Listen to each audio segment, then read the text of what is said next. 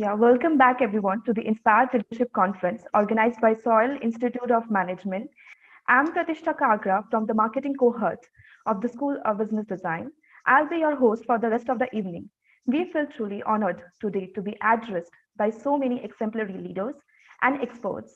And now, moving forward, it is time we bring on board the student segment of the conference aimed at or not only bringing to the four topics worth discussing, but also giving them an opportunity to take the lead and represent themselves as well as their respective institutes in front of stalwarts who have student groups from School of Inspired Leadership, School of Business Design, and Suzuki University, who would be presenting today on the topic Triple Helix Model of Innovation, Effective Collaboration of Academia, Industry, and Government for Innovation and Sustained Growth. A few things for the teams to keep in mind before we begin. Each student group comprising 3-4 members would get 10 minutes to present.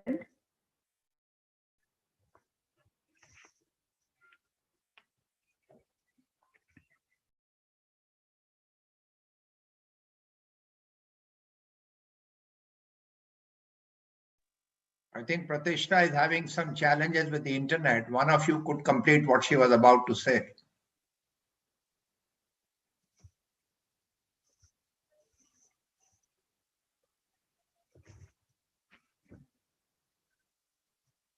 Which other student will take over what she was saying?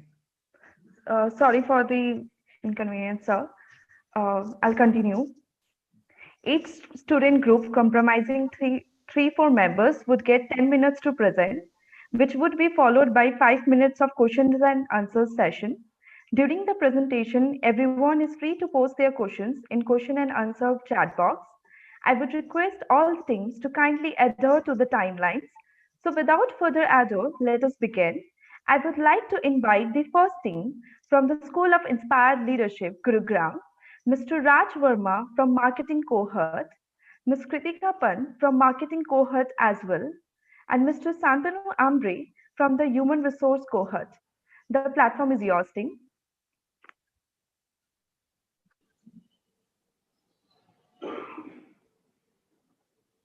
Yeah, we may begin now. Very good evening to one and all. We, the students of the School of Inspired Leadership, are very much excited to present the Triple Helix model of innovation.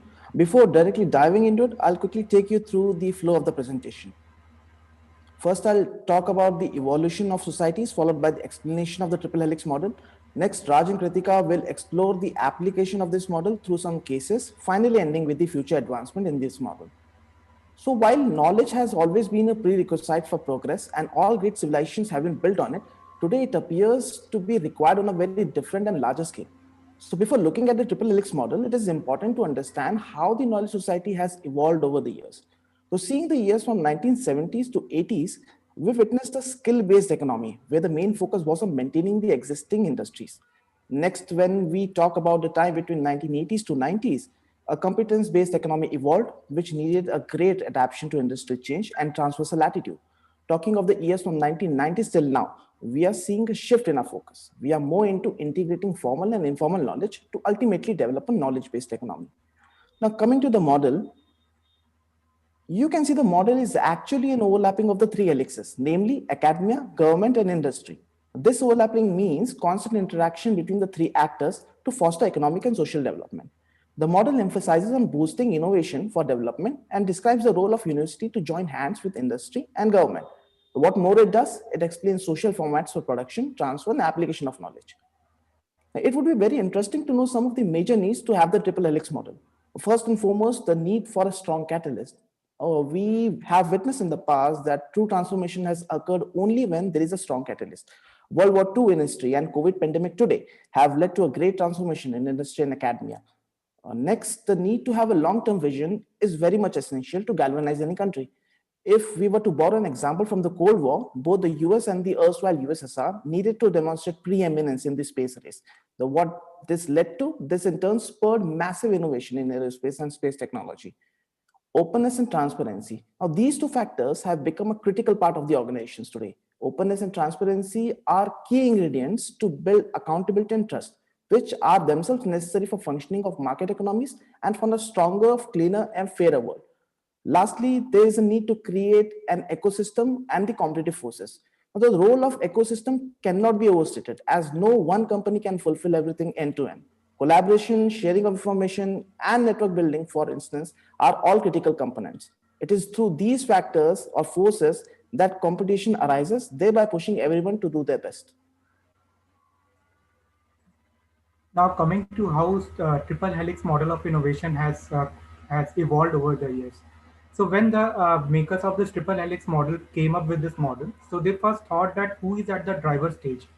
So they created that status triple helix model where government was at the driver stage and industry and university are working under them.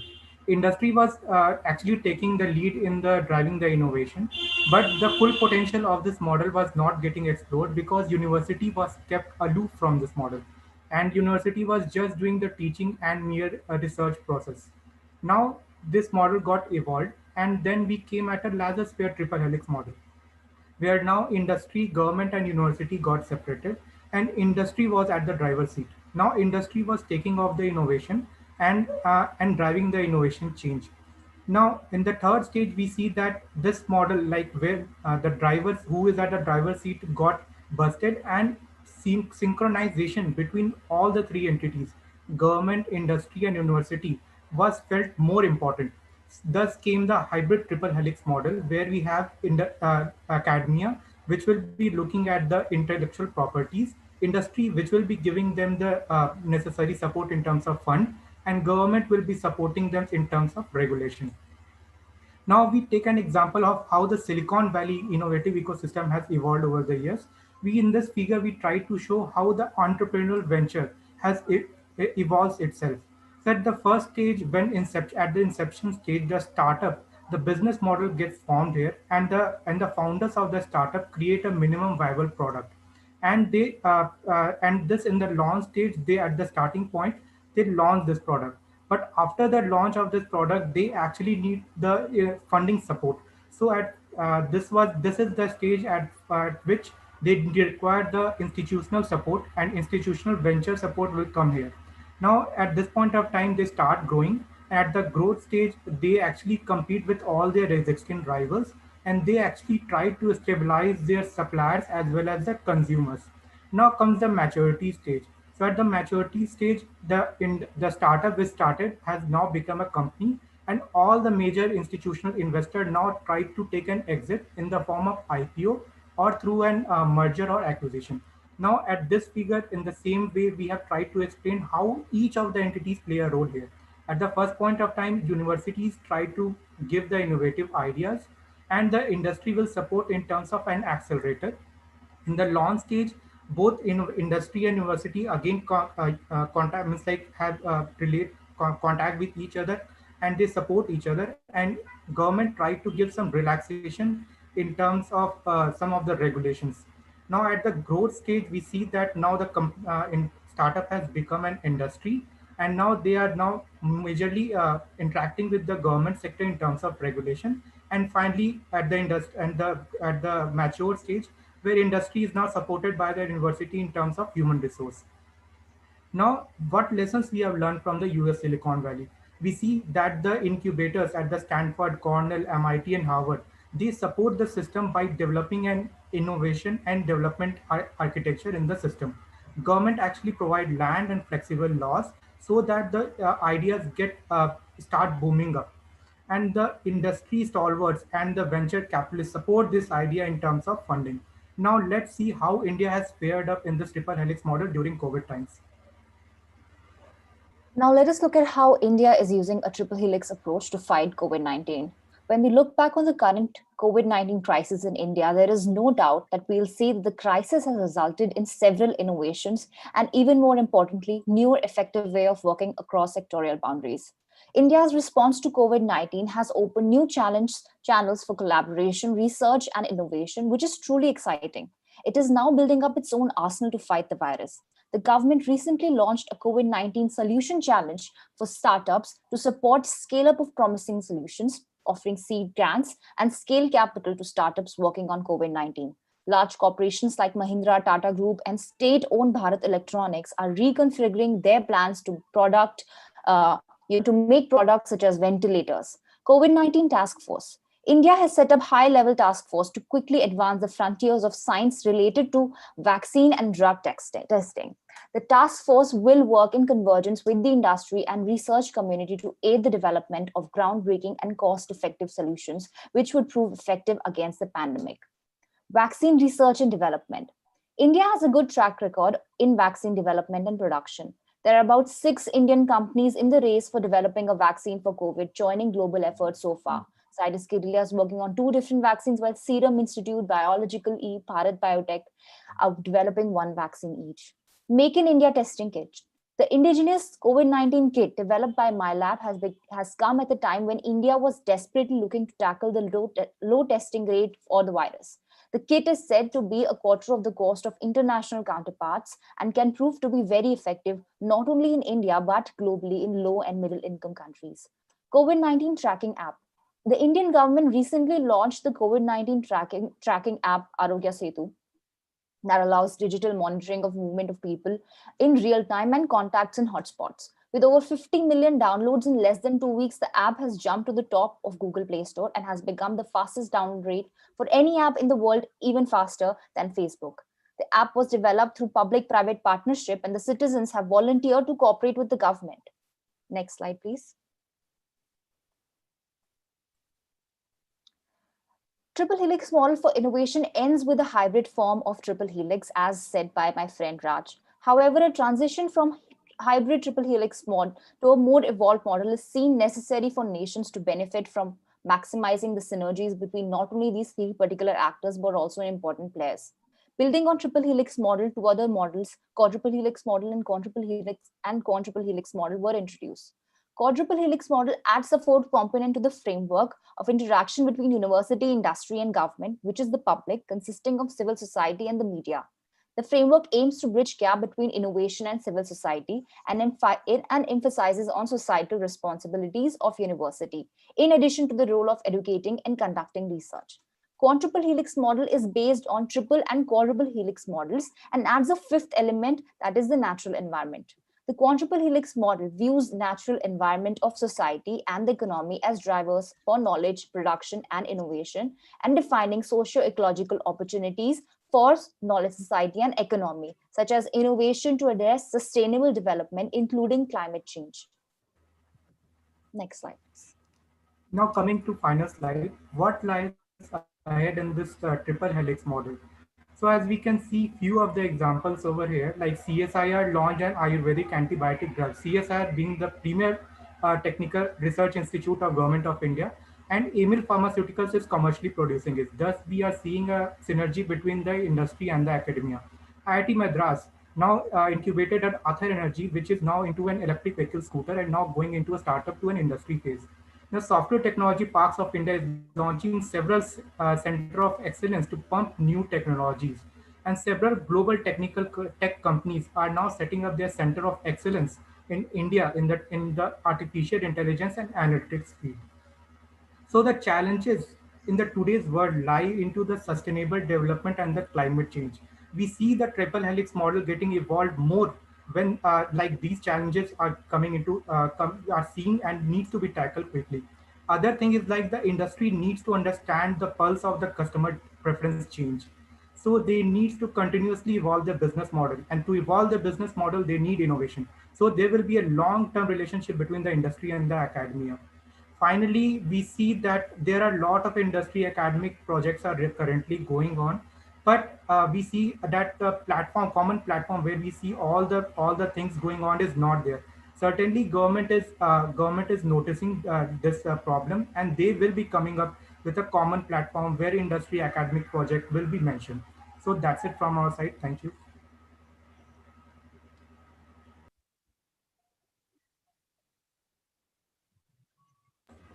We are open to the questions. Wow, that indeed set the ball rolling. Thank you for this insightful presentation, group. You very wisely used the example of Silicon Valley case study, and now we will be moving forward towards the question answer round.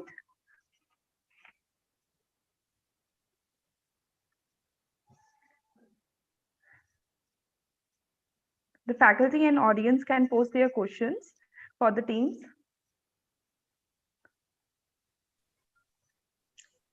So maybe I can ask one question here. Yes, sure, ma'am. I think you rightly talked about extension of the triple helix model to the fourth one and the fifth element, which is environment, which is what we are seeing today, right, from the COVID. I think the society and the environment are very, very important elements to attach to industry and academia. How do you see the innovations coming from this fifth angle also added to the model? What kind of innovations do you see, especially in the realm of the current crisis? Thank you, ma'am, for the question. Ma'am, I do believe that now more than ever, environment and staying cautious and moving towards more sustainable workings is very important. It's imperative for us, and we've all realized how we need to model our business such that we're able to work with that. So one example that I'd like to give for that is like there are institutions like IIT who are producing solar energy or who are producing renewable energy, and they are producing many such models that are aligned with that. So that is one way how from the institution itself, they are very fully aware and cautious, and the students themselves are producing such models that could be leveraged further. And when they go off to a professional world, they are very much aware of the same. And so therefore this has begun from the universities and institutions itself. So that is one example how the universities are also playing an important role in putting the climate in mind as well, and working a model towards that. All right, thank you. I think Yogesh Ji is also asking one question here in the Q&A box. He's saying, how can these models be applied to current issues, challenges being faced by us today, say in the context of the farmers' agitation? Ma'am, can I answer this? Yes, please, Raj, go ahead. Ma'am, I believe the current farmers' agitation is related to their sustainable price which they actually get for their crops. And since the government is means like they are facing like lot of flood and drought like situation where they are not getting their proper price for their what the produce they are giving it up. So a lot of academic projects like how the innovation in the CSIR labs is going on to create such kind of crops and seeds which can actually bear this like drought and flood like situation. And farmers, like all these pesticide attack which we are currently seeing recently happened, and that destroyed a lot of produce in the Punjab Haryana region. So that actually hampers a lot of farmers' income. So I think like if there is an industry academic collaboration in this space, and then farmers will able to reap this benefit out of this collaboration, then eventually the farmers' condition will improve out.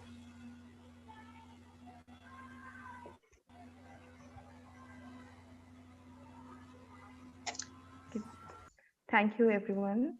I think Anil is also saying something. Anil, you want to say something? I was just going to ask a question that the students must have heard of the concept of clusters where industry, academia, and the government and even the social sector come together to focus on a few things. So given India's strengths and also the future opportunity, what are the top 3 areas for this innovation to focus on in the country? What do you think?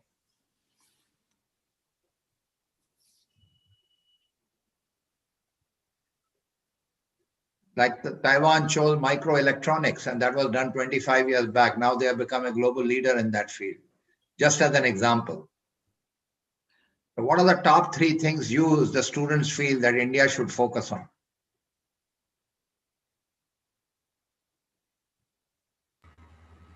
So the one thing I feel like India has a lot of technical capacitance. Like there are a lot of top technical universities in the country. So naturally, and then government is also going up with the Digital India scheme. So the first thing which India can leverage is like the technical competence and developing a technological hub, like the artificial intelligence, and a lot of this our government is also promoting.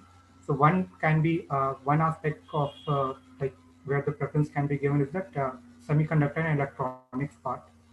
Uh, other can be the textile part, where actually like lot of small sector enterprise are actually involved in this textile part, and India has like a competitive advantage in terms of labor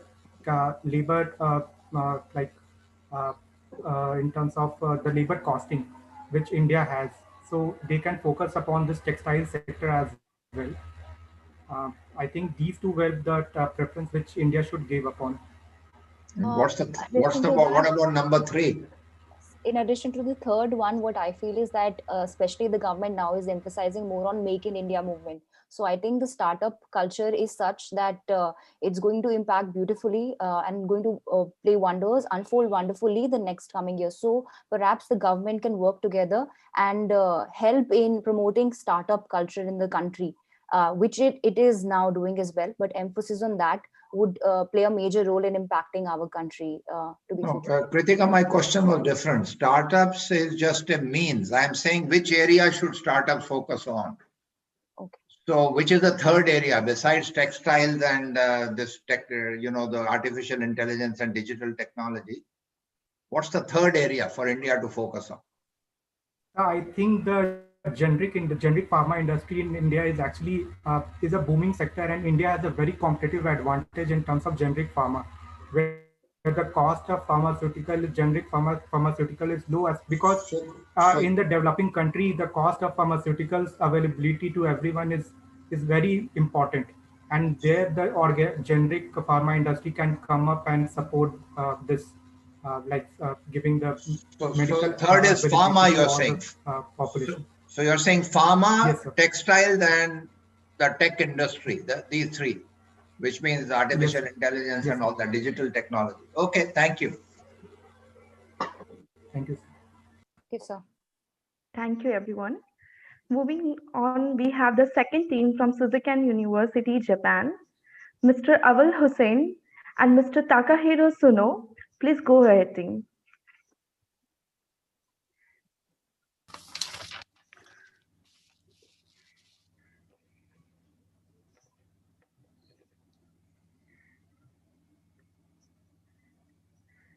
Wait for a second. Hello everyone. My name is Takahiro, and together with my colleague Hossein, so we are going to explain about the triple helix model of innovation in Japan in the time of COVID-19. So at the beginning, let me introduce about ourselves for a short time. As you can tell, I'm Japanese, and meanwhile, Hossein is from Bangladesh. But in fact, he has been living here in Japan more than 10 years. And both of us entered Shizenkan University this year. So we have witnessed, and we are still witnessing firsthand how the government, industries, and academia have come together to contain the spread of the coronavirus. So please go to the next page. So over the next 10 minutes, we are going to cover the following important points in order. Next page. So for the benefit of those who are not familiar with, we will take a quick look at the event that took place under the COVID-19 situation in Japan. So actually, Japan was early hit by the coronavirus. So the first case was confirmed on January 16th. On February, at that time, when most of the world regarded the coronavirus as the Chinese domestic problem, Japan was already struggling with an outbreak on the Diamond Princess cruise ship. The next, Tokyo Olympics and Paralympics were postponed. Sorry, go back to the previous one. Sorry, yeah. So, and finally, the state of emergency was declared by the central government. So instead of a compulsory lockdown, it was kind of a request from government for people to stay at home, and businesses and establishments to close temporarily. Actually, in the period, we couldn't see the notorious packed trains during commuting time in Tokyo. It's very surprising for me. Please, next. After the state of emergency was lifted at the end of May, Japanese government tried to boost up economy by reopening its borders gradually and providing financial aid, including Go To Travel campaign that you can see in the seat. So it provides subsidy to domestic travelers in order to help the travel industry. Please, next. So this page about the number of confirmed cases of COVID-19 in Japan. So it has topped 180,000 as of today. Please, next. But the situation in Japan is better than other countries. You can see the chart. Japan is located at the lowest position among those countries, except for China. So, so it shows Japan's success in stemming the coronavirus spread. Next. So, I guess now you have a question why Japan has been so successful at such a high level. Some suggested that was largely because of cultural aspects, such as high standards of hygiene and obedience to government requests. I want to introduce one example in the next slide, please. So avoiding the 3 C's. So 3 C's is kind of an acronym for closed spaces, crowded spaces, and close contact settings. These catchphrases were made by the Japanese government to make people aware of risks against close contact settings. In fact, many people are abiding by this rule. Please. And more. So some experts, sorry, go back to the previous one. Some experts pointed out to the contact tracing strategy taken by Japan. So Japan has adopted retrospective tracing strategy to identify common source of infection, adding to the prospective tracing that most other countries have taken. Please. So we are going to responses by these 3 entities. Firstly, government. Please. So there are several prominent measures implemented by the Japanese government. So you can see the Go To Travel campaign at the bottom of the list. So secondly, next. Academia shifted offline classes to hybrid or purely online classes, putting precautionary measures into practice, like limited capacity of students, temperature screening, and plastic panels that divide between students among in-person sessions. Finally, next. Industry. So industries recommended companies teleworking and staggering working hours, as well as precautionary measures. So at this point, let me give the floor to Hossein. Thank you. Well, good evening to everyone, and thank you for having me. So my name is Muhammad Awal Hussain. I'm from Bangladesh. So as Suno-san explained, that I've been living for more than 1 decade.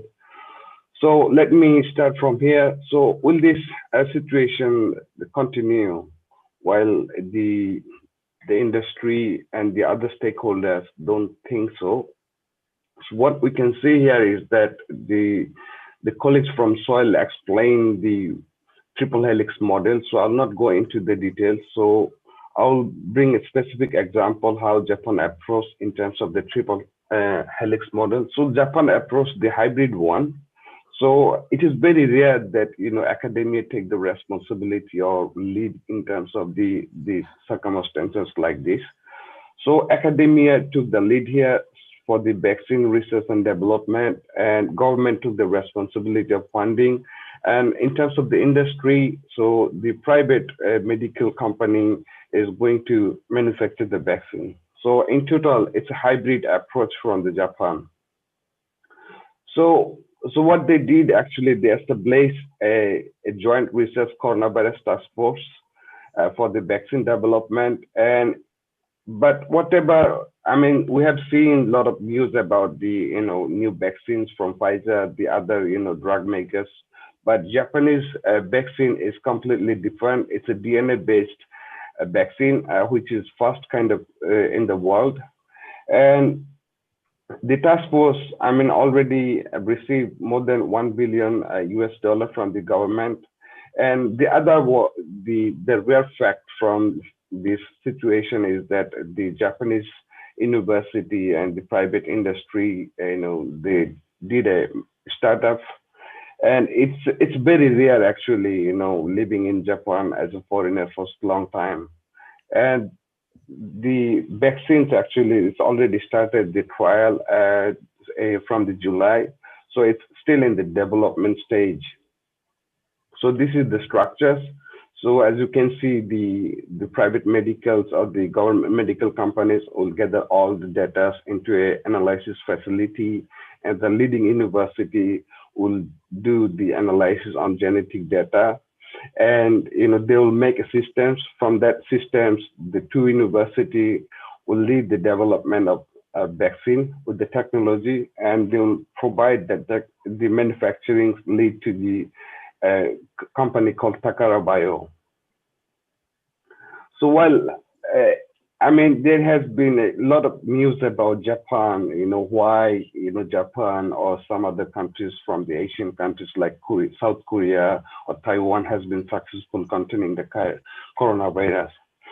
So, living in Japan for a long time as a foreigners, and, we discuss about this issue with some of our faculty members and some of the colleagues from the university. So we came up with the pyramid model. Is the cultures, the Japanese cultures, if you see the history of the Japan has been a homogeneous culture-based country. They have, in India, you have Amitabh Bachchan, you have this Rajinikanth, and, you have the Mithun Chakrabarti from Calcutta. You have these 30 different official languages, maybe more than that.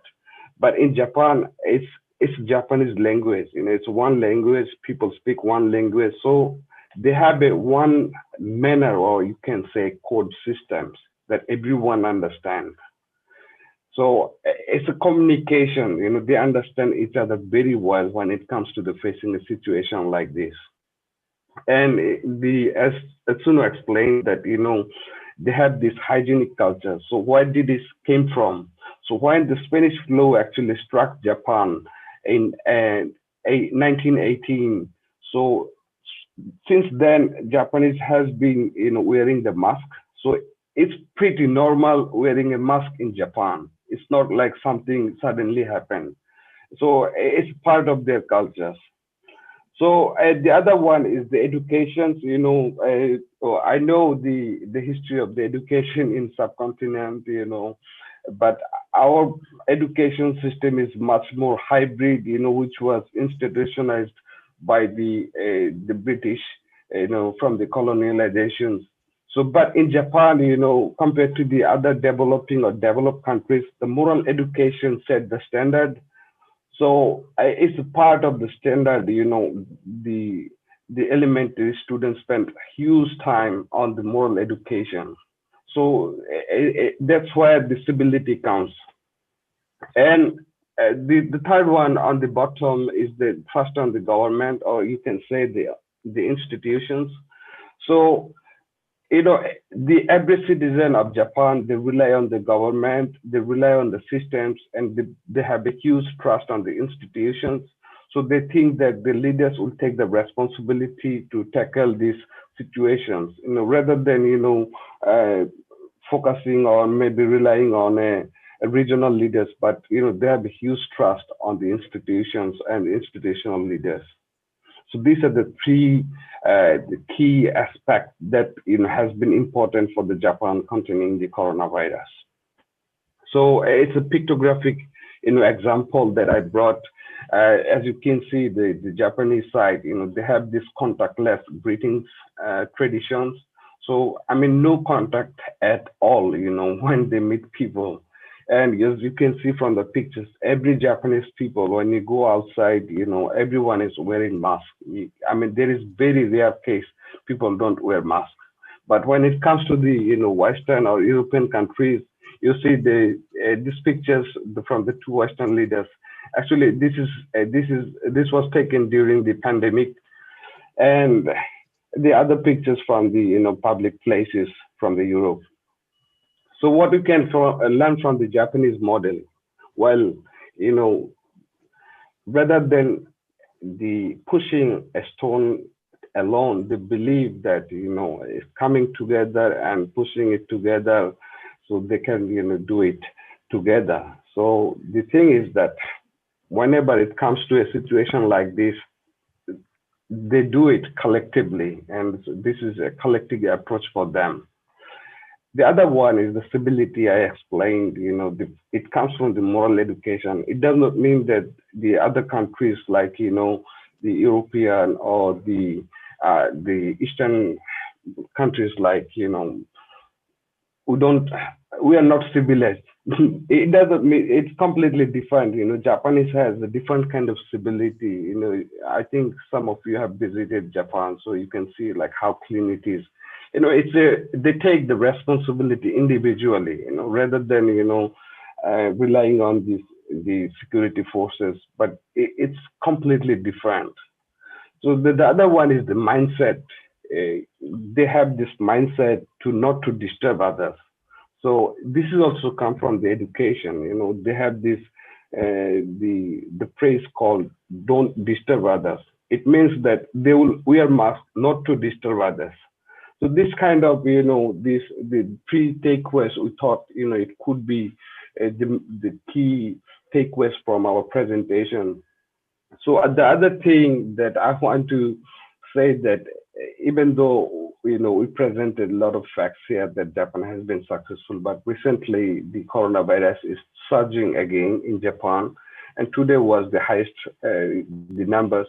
But it doesn't mean that, you know, we can rely on, I mean, on the successful campaign they had. But, you know, we cannot rely on the previous success factors. Maybe the vaccines were approved by the FDA in USA. So we have seen the Pfizer has applied for the final approval yesterday. So maybe we may see the vaccines is available in Japan soon, and there is an Olympic. Yeah. Okay, and maybe I took a lot of time, and thank you for listening to the presentation. And this is the praise we want to leave to everyone.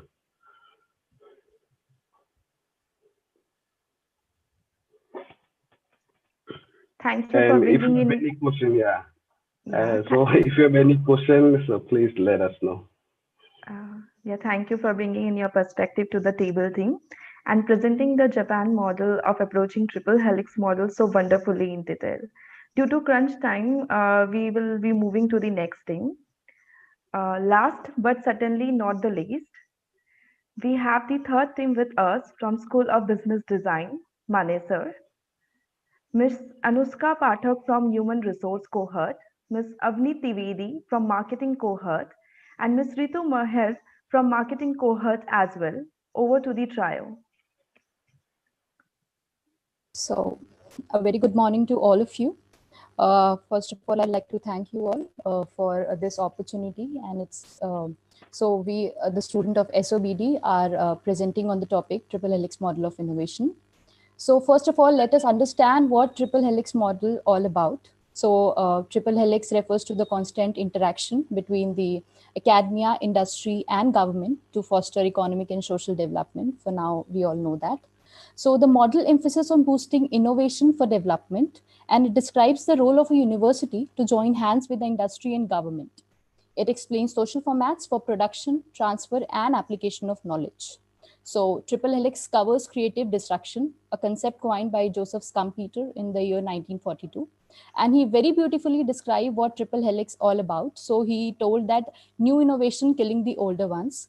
And innovation arises with each of the three spheres: university, industry, and government. So one factor that is most important in this collaboration is trust. So creative disruption cannot be avoided when we embrace innovation. And in an economic sense, creativity can produce some destructive consequences. One of the best example of collaboration is Red Hat, which was founded in the year 1993. It's an American multinational software company, which is currently owned by IBM and providing open source software to the enterprise community.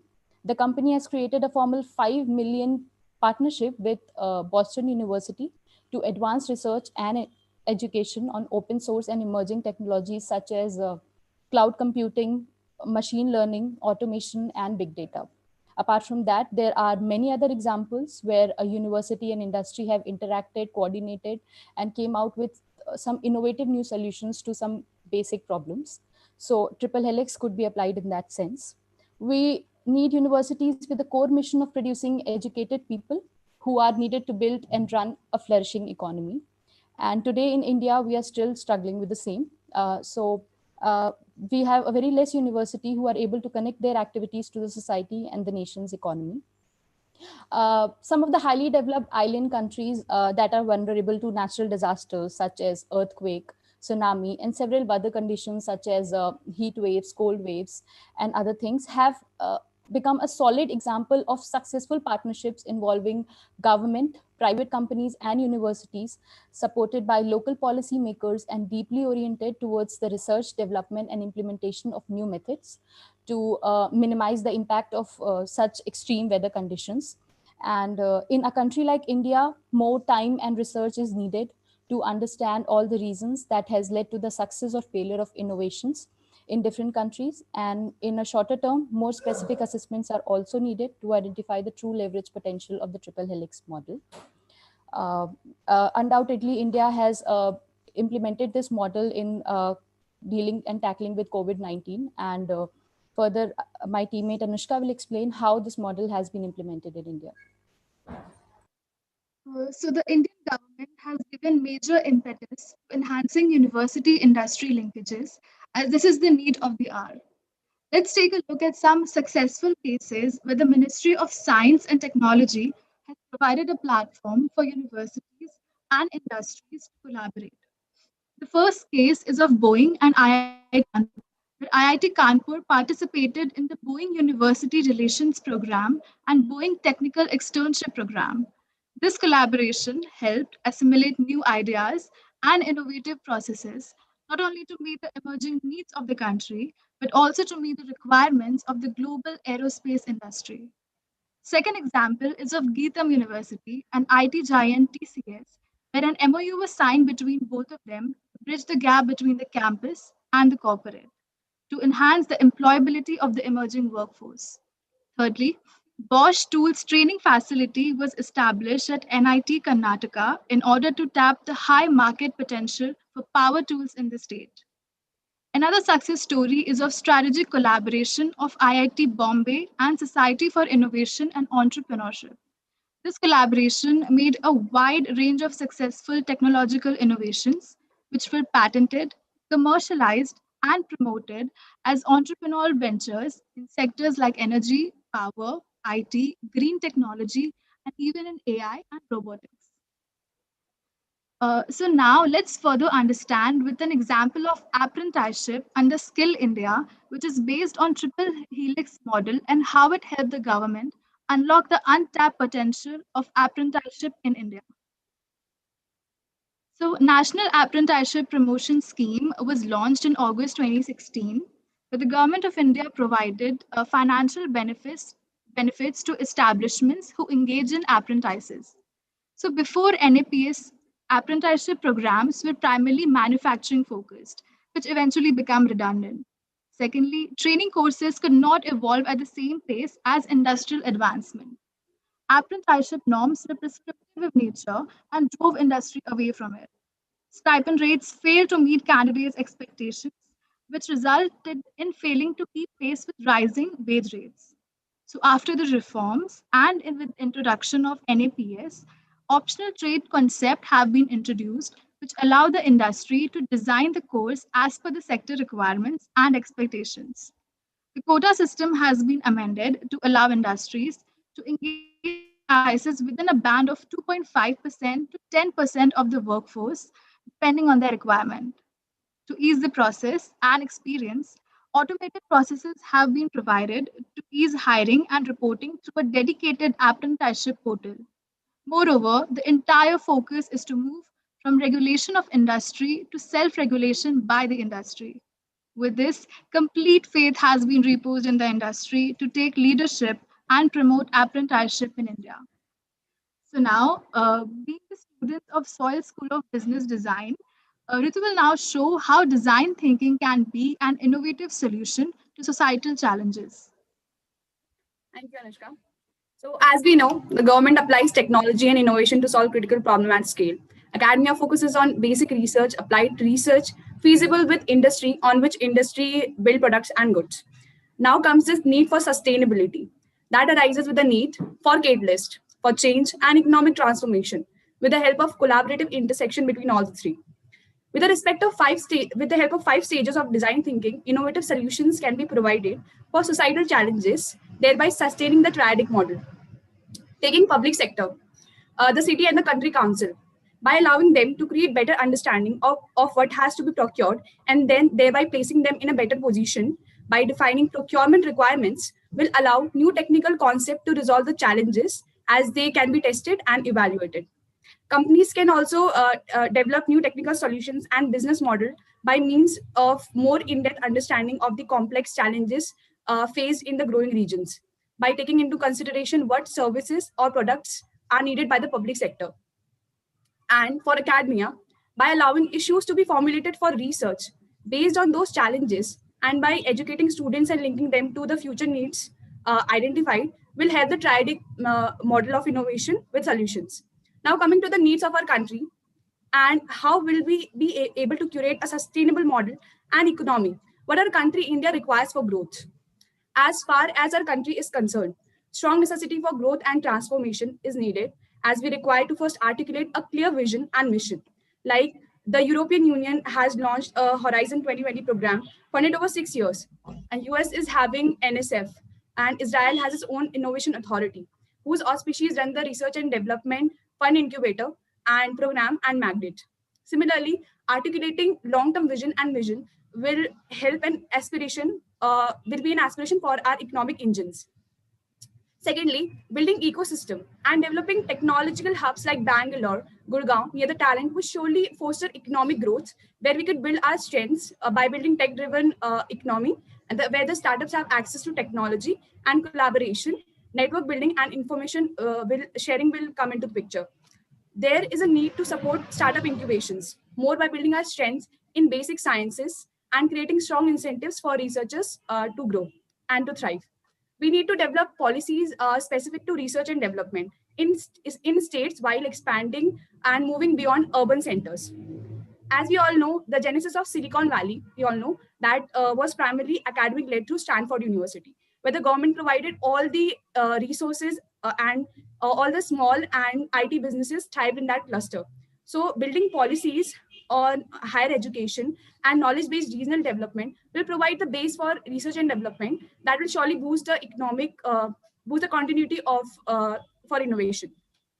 Serving as a model for scale, India can serve as a test bed to become a laboratory of all sorts to deploy and refine the solutions at massive scale cost effectively. Further, there is a need for investment in high capex areas like manufacturing and hardware. Developing value chain like artificial intelligence and machine learning with access to powerful supercomputers and high quality data sets. Data can be made available to relevant parties, and our value chain, artificial intelligence and machine learning will develop accordingly. So to really thrive, finally, to really thrive, we need stability, where the opportunities for growth are created, talent is attracted, on which the model relies on, and there is transparency and continuous interaction of industry, academia, and government. Thank you. Thank you. Thank you for adding a new flavor to the topic, and so well intellectually you all presented how design thinking could be applied to triple helix. Pratishtha, we cannot hear you properly. So we cannot hear you, Pratishtha. How India has adopted the triple helix. Pratishtha, we cannot hear you.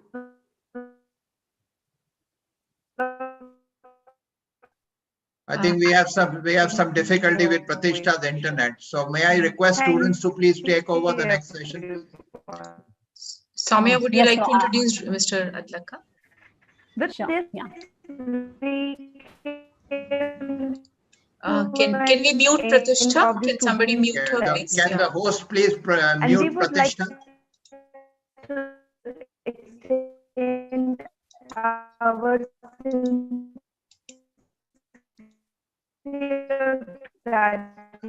May I request the host to mute to Pratishtha, the please? panelists for patiently listening to all the presentation. Thank you so much, team, for coming up and presenting. And with this, we come to an end of the students segment. And we would like to extend our sincere gratitude to all of you for patiently listening to all the presentations and giving your valuable suggestions and insights. And to all the three teams for participating and putting in so much of effort in bringing forth fresh ideas and perspectives to the table. Thank you so much. And now, ladies and gentlemen, we have a special segment, a keynote address by a leader who we are absolutely delighted to have with us here today, Mr. Rohit Adlakha, former Chief Digital and Information Officer and Global Head, Wipro Limited. He is a Wipro veteran, having spent 25 years in several key roles across the world in sales, delivery, and P&L management. In the last 2 decades, he has incubated and scaled several businesses from infancy and steered Wipro's digital transformation before moving into the ambit of full-time entrepreneurship. Let us welcome Mr. Adlakha, who would be addressing us today on perils of the pandemic, impact and response by society and the people. This session will circumscribe the main theme of our conference, Opportunity in Crisis, Life 2.0, from the societal and people perspective. Welcome, sir, and the platform is all yours. Okay. I want everybody to know that I'm very proud that Rohit is here. I have known Rohit since he was very young. He's part of the extended family, and I'm so glad that his father, Brigadier Anil Adlakha, is also listening to his son right now. So are our extended family. So it has been very joyful for me to see Rohit, as the son of an army officer from a very young age, develop that self-confidence, self-awareness, and the focus to achieve, and always being very well connected to people. So Rohit, what a joy for all of us to see you here. Thank you for accepting our invitation.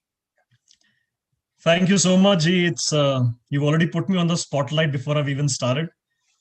And thanks, friends, for inviting me. It's something like a homecoming for me. I was born in Delhi. I finished my schooling from Delhi. I finished my college from Delhi, and I started my career in Delhi. So it's great to, speak to all of you virtually.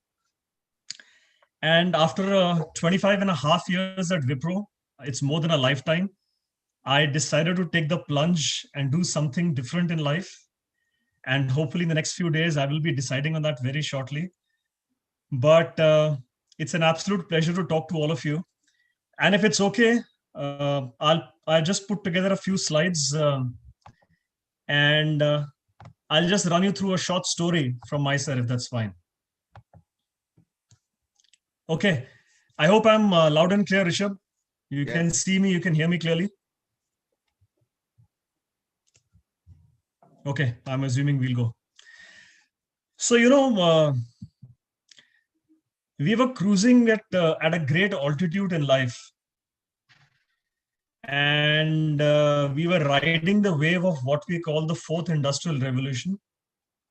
The first one being the steam engine, the second one being electricity, the third one being computers, and the fourth one, of course, being what we call the digital and AI revolution. Life was fantastic. We had moved into the digital world where speed and impatience was absolutely key. And India was absolutely at the forefront of this digital revolution. Close to 1 billion mobile connections, 300 million internet connections. Life was fantastic. And I'm sure all of you would be going gaga over Netflix and Swiggy and net banking and YouTube and Instagram. I thought I'll just put together at what a fast pace our life was moving. And in 1 internet minute or 1 digital minute, this is what happens. Mind-boggling, absolutely amazing. So in 1 minute of the internet, 400,000 hours of video are actually streamed on Netflix. Whether you're watching Disney Hotstar or you're watching Amazon Prime or you're watching Netflix, put all together, what a fantastic amount of content was being downloaded. This is being streamed live on YouTube. So 500 hours of video uploads in every minute of the internet. I'm sure all of you are WhatsApp fans, now a Facebook company. 41 million messages in 1 minute. Spotify, 28 new tracks being added. And all of this was going absolutely at great guns. And then in March, something happened. We had fantastic plans for life. We had fantastic plans for the planet. And then the pandemic came. And life as we know it turned absolutely topsy-turvy. And I thought I'll just put statistics in terms of what was life on 1st of March, 2020. And what is life 2 days back. And I was a little hesitant to put 17 December, but this is the last published data from World Health Organization. And 17 December happens to be my birthday. So we just celebrated with a lot of pomp and show 2 days back. But just look at what life has brought us to. If you ask me personally, the first few days, the first few weeks of the pandemic were absolutely earth-shaking and shook the real foundation of society. And suddenly, life moved from equality and harmony and balance to the have and the have-nots. While there was a lot of focus on personal hygiene, moving away from crowded places, lockdowns, social awareness, but I think our society got fractured because the fact is that all of us are social animals. We love the personal touch. We love the coffee breaks. We love the chit chat face to face. We love the in-between gossip that we have in college, in school, in offices. And all of that vanished in absolutely thin air. And suddenly there was a divide of people who could afford all the personal hygiene versus people who actually contracted the disease. And there was a massive, massive social stigma. But I would say that let's look at the positive sides of what started happening. After the pandemonium of the first 3 to 4 weeks, I think the industry and society at large emerged. Business models started changing. I was talking to the CEO of a very, very large travel portal company. I'm sure all of you would have used it.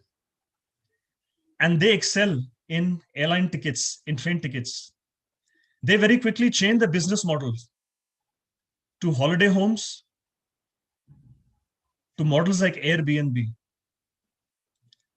Plastic money, credit cards, I'm sure all of us will be using them.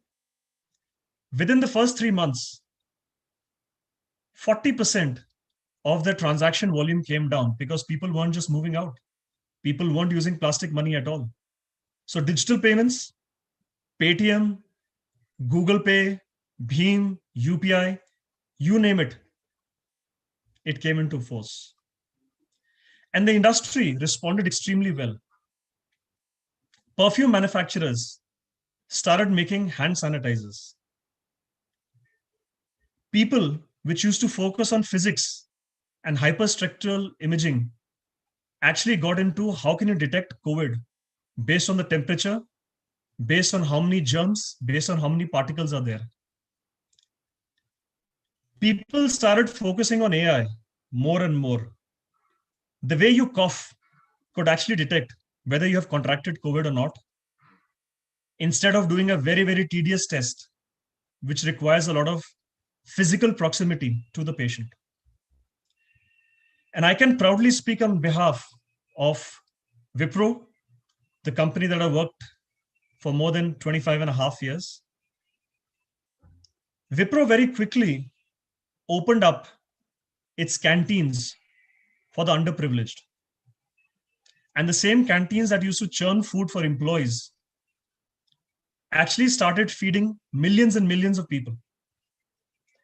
And the last statistic that I remember, 320 million meals were served from Wipro canteens.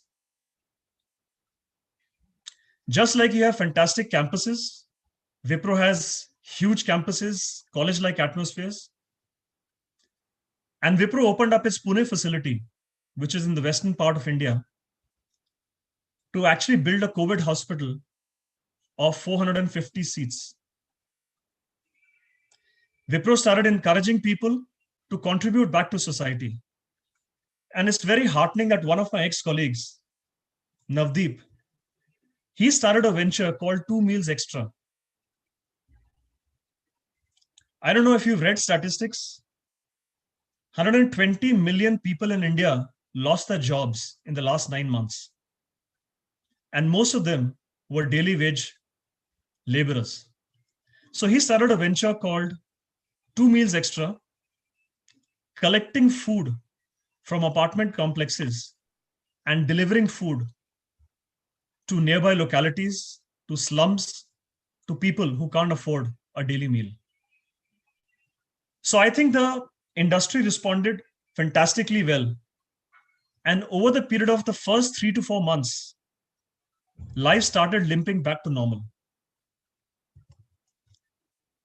The way I look at it right now, while there has been tremendous upheaval in the last 9 months, I think the industry and society at large is coming back on its feet. The biggest IPO in tech history, and if you're following this as a team, Snowflake made the first IPO ever. 70 billion in terms of valuation in the pandemic speaks volumes of what the industry can actually do. And this has surpassed what Dell did in 2007.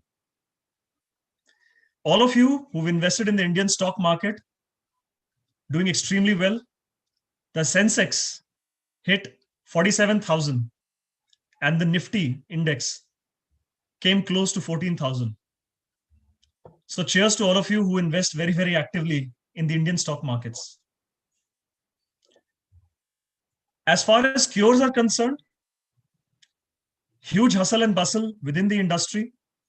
There are 50 different types of vaccine candidates which are undergoing trials. And of course, social movements are catching up speed. I'm sure all of you would have been following Black Lives Matter, a movement which has shaken the very foundation of society and has had outcries all across the globe. So from the initial lockdown to the shock of the pandemic, society and the industry is actually coming back on its feet. Let me give you a glimpse in terms of what we as a company, and when I say we, I still refer to Wipro because it's just been about 9 days since I left the company. So I still talk about Wipro and myself in the same breath. We were a company that believed in large campuses, 200,000 people, massive. And for the first time in history, we actually allowed people to start working remotely. So much so that 93% of Wipro employees were actually working from home. And I'll tell you a little bit of a story. When it happened on March 23rd and we announced the lockdown, I think there was some kind of anxiety and unsettling feeling that all of us got.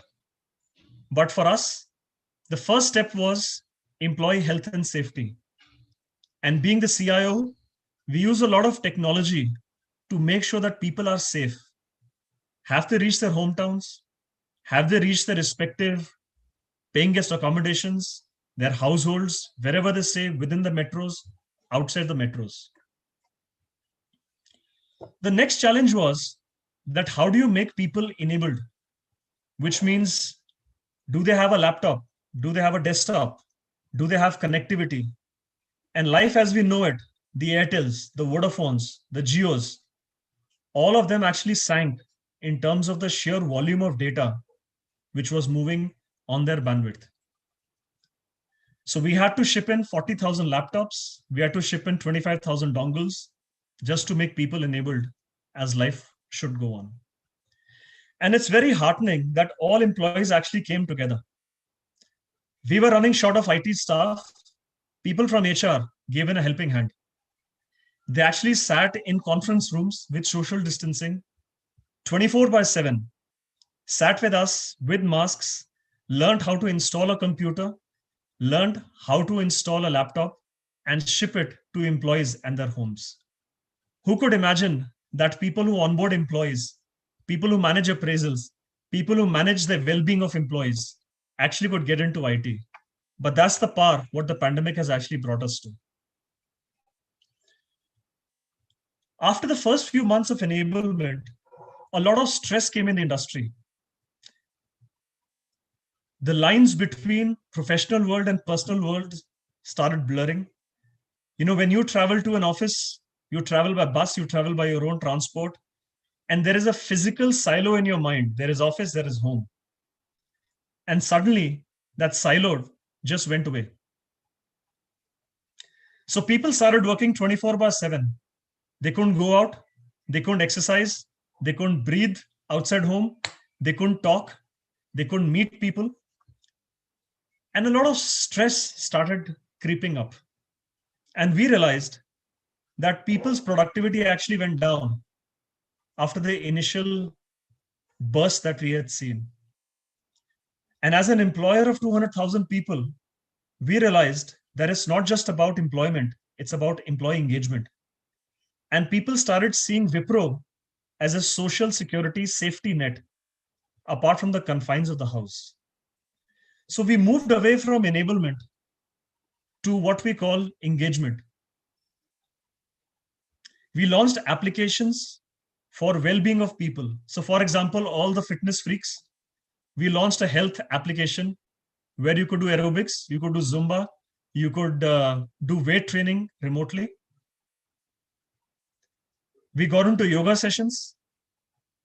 We got into art and craft. We got into creativity. We got motivational speakers to come and speak to employees. So we started looking at the personal side of employees, not just the professional side. A lot of you talked about artificial intelligence, and that came to the rescue. Suddenly people couldn't travel. Visa restrictions came into board. Flight restrictions came into board. So we deployed a lot more of artificial intelligence, where AI would start doing work on behalf of employees, on behalf of people. So suddenly we didn't have a shortage of people because we could bring up AI on the cloud. We could bring up AI geographically in the US, in Europe, in APAC, rather than people traveling to the respective location. And the whole mantra moved from efficiency of employees to resilience as an organization. I would say that while there have been tough times in the last 9 months, Wipro as a company came together much closer. The people came together much closer. And I think employees started focusing a lot more within rather than the outside. And that's a fundamental shift in terms of life's outlook that we have seen in the last 9 months.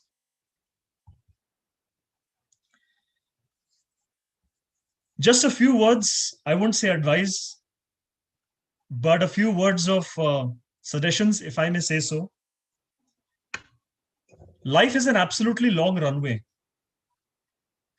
And I know that we finished school, we finished college, we've got into MBA Institute, and there is an absolute zeal for us to make a mark for ourselves. But I would suggest that there are 3 pillars that you should keep in mind from a life's perspective. And these are 3 pillars from the Bhagavad Gita, people who would have actually read it or have at least read the preface.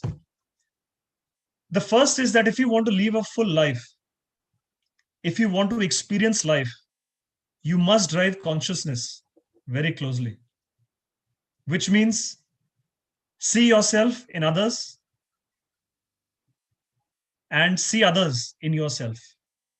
Speak, behave, talk, interact with everyone the way you would like to be interacting with.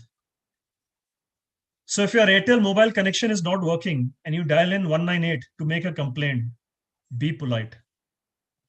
You're going to pick up food from the Swiggy gentleman or lady, be polite. You're interacting in class, be conscious of time, attend on time, don't bunk class. So the fact is that consciousness in everything that we do should be brought up significantly. The second is keep learning.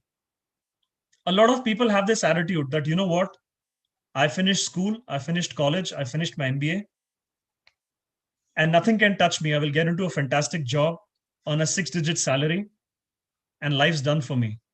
I'll earn, I'll keep myself financially secure, and I'll live life queen size, king size. My only word of caution is that learning happens every day, every moment, all around you. And don't hesitate in terms of whom you can learn from. In India, we have a very rich cultural heritage of what we call the Guru Shishya Parampara or tradition. But in my view, everyone can be a guru, everyone can be a Shishya. So it could be your peer from school, could be your peer from college, it could be your teacher, it could be your principal, it could be anyone on the street that you interact with. Keep learning.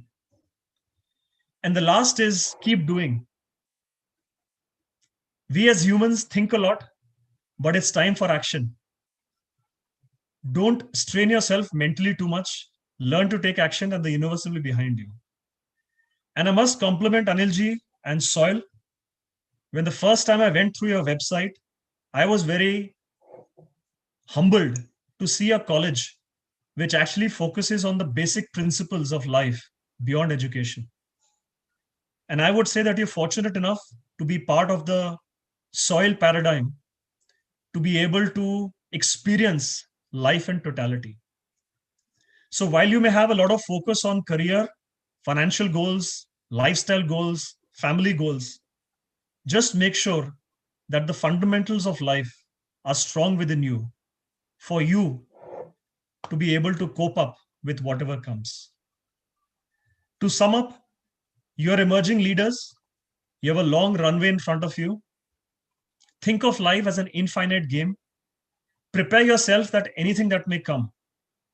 As someone said, prepare yourself for the next pandemic. What will be the next pandemic? Where will it happen? How will it happen? We don't know. But you should be resilient enough as a human and as a society to take care of that. Be open, be vulnerable, have lofty goals, look ahead towards the skies, but also be vulnerable enough to come back and say that, you know what, I have my goal in hand, but I don't know how to reach there. Can you help me? That's a true hallmark of a leader. Number 3, be absolutely human and humble, have a fantastic emotional quotient, and believe in teamwork. You are what your team is. You are what your peers are. You are what the people are around you. So make it happen. And last but not least, make sure that you manage all aspects of your life: work, family, health, friends, and your soul mission in life all together. So that's a quick 25-minute rundown from me. Be resilient. Wishing you the very best. You have a fantastic life ahead of you. And I would love to hear your feedback, love to hear questions. If there are any, open to the forum. Thanks once again for giving me this opportunity to speak to all of you virtually, and hoping to meet you physically sometime soon. Thanks once again. Thank you so much, Mr. Adlakha, for this mesmerizing address today, where you touched upon things away from the bookish knowledge that we keep focusing upon all the time. Attitudes and values, they play a very crucial role in life and lead us into our paths, into a life which is more fulfilling. So thank you so much. And I'll just have a quick look. You know, the host may give Anil Adlakha is Rohit's father's name. Brigadier Anil Adlakha is an attendee. The host can give him an opportunity to talk. You can make any attendee talk. So maybe Anilji, maybe you want to say something after listening to Rohit.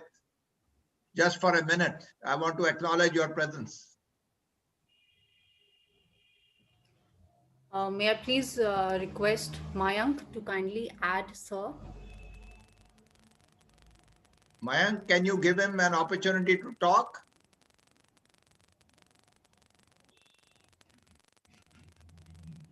There he is. Anilji, Brigadier Anil Adlakha, sir, would you like to say something?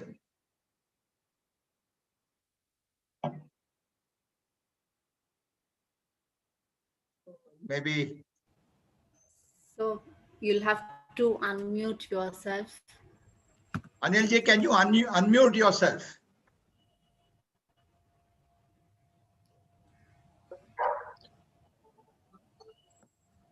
Yeah, I've done that. Okay. Look forward to listening to your views on what you heard your son say. You must be a very proud father. Yeah, now, can you all hear me now? Yes, we can. You know, I just have 1 or 2 lines to say. You know, we believe in genes when your children are doing very well. Otherwise, you will say, Acha, aisa tha ladka? I don't know. Anyway, he has come up in life on his own. As a young boy, I still remember in March 1995 or April 1995, when he finished his engineering from Delhi College of Delhi College of Engineering, and joined Wipro as a young man. You know, he started his life with Wipro. The way I always give my example, I joined the National Defense Academy in January 1959.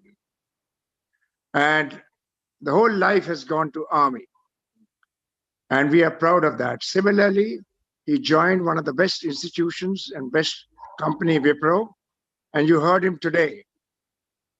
And I have nothing more to say because the subject of today's seminar is something else. But as a father to Rohit, I wish him all the best. I heard him, and I also felt surprised with certain quotations he has given from Gita, which I was not following religiously. I assure him that I'll be doing the same. And Anil, thank you very much for giving him a chance. and giving me a chance to look at you and speak few words. God bless you and Godspeed in your organization.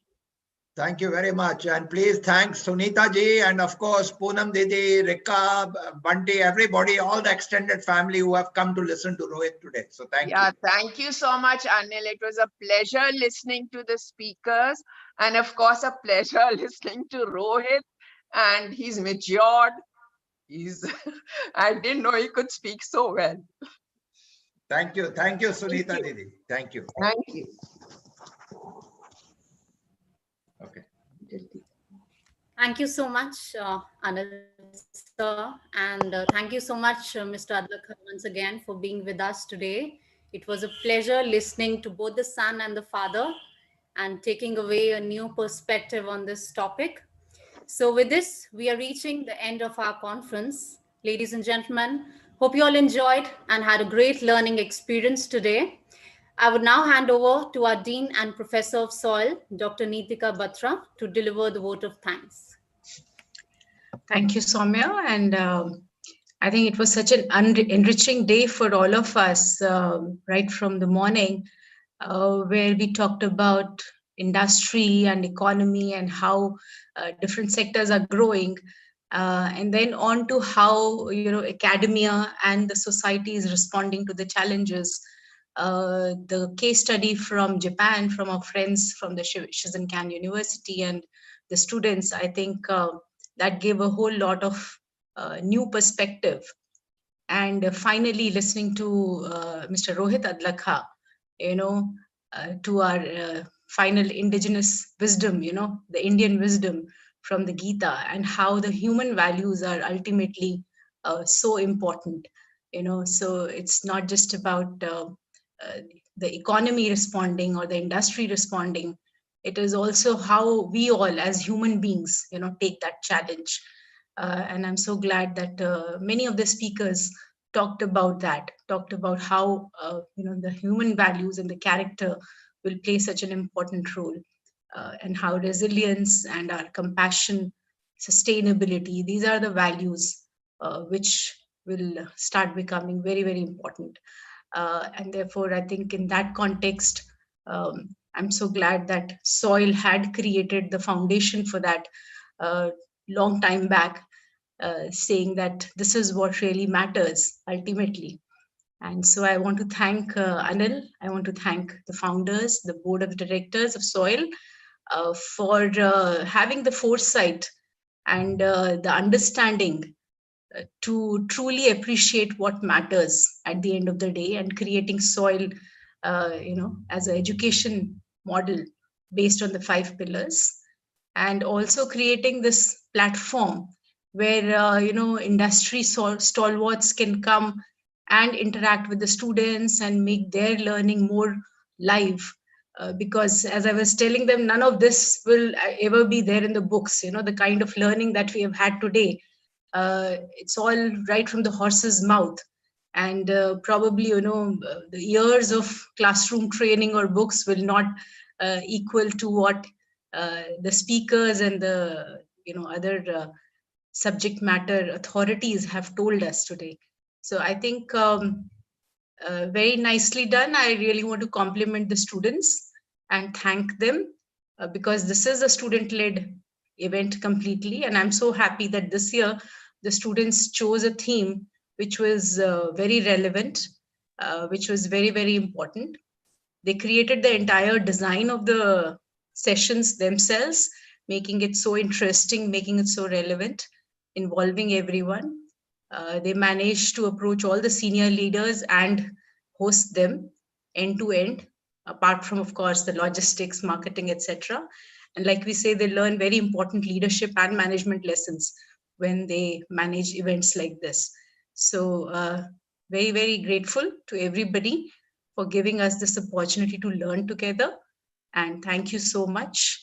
Wishing you all the best. And now, of course, the president, Mr. President of the Student Council, I think his able leadership is what really helped to bring this event the way it was today.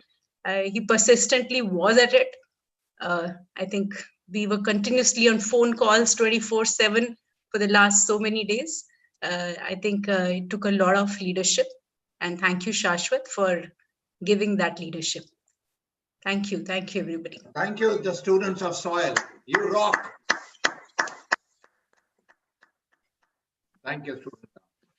Thank you so much, ma'am. And needless to say, I really couldn't have done it alone. It was the whole Students' Council working tirelessly together, who have, just made this program to life today, and also all the participants and all the team members who have worked tirelessly in this.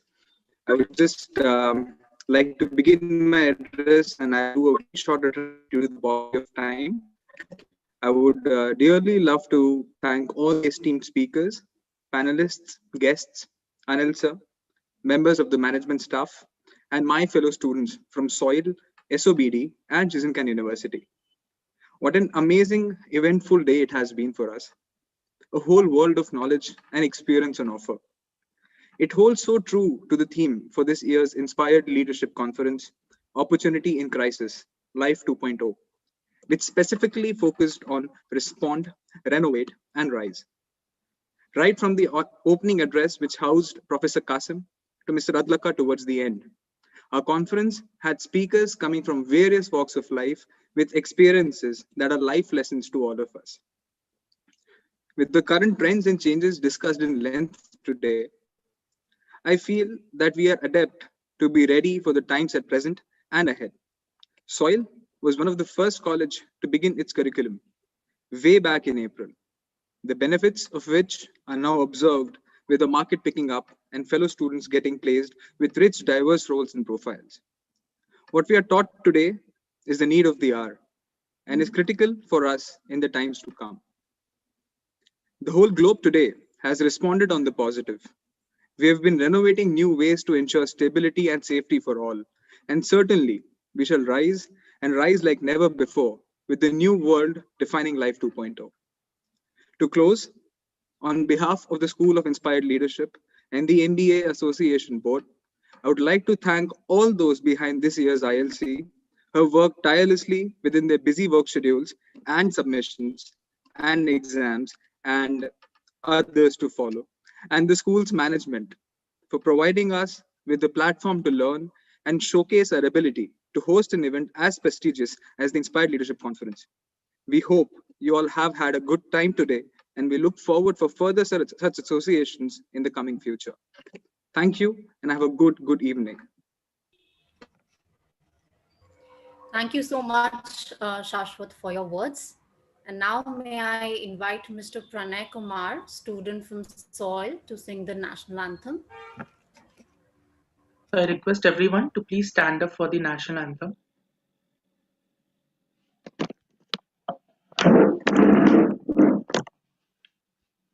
Jana Gana मन अधिनायक जय हे भारत भाग्य विधाता पंजाब सिंध गुजरात मराठा द्राविड़ उत्कल बंग विंध्य हिमाचल यमुना गंगा उच्छल जलधि तरंग तब शुभ नामे जागे तब शुभ आशीष मांगे गाहे तब जय गाथा जन गण मंगल दायक जय हे भारत भाग्य विधाता जय हे जय हे जय हे जय जय जय जय हे Jai Hind. जय Hind. Thank you. Thank you very much, everybody. Have a restful evening. Thank you. Thank you, Nitika. Thank you, students. Thank you. Thank you, Arja, everybody, all the participants from everywhere for a wonderful day. Thank you. Wonderful day, wonderful learning. Thank you. Indeed, ma'am. Thank you for giving us the opportunity.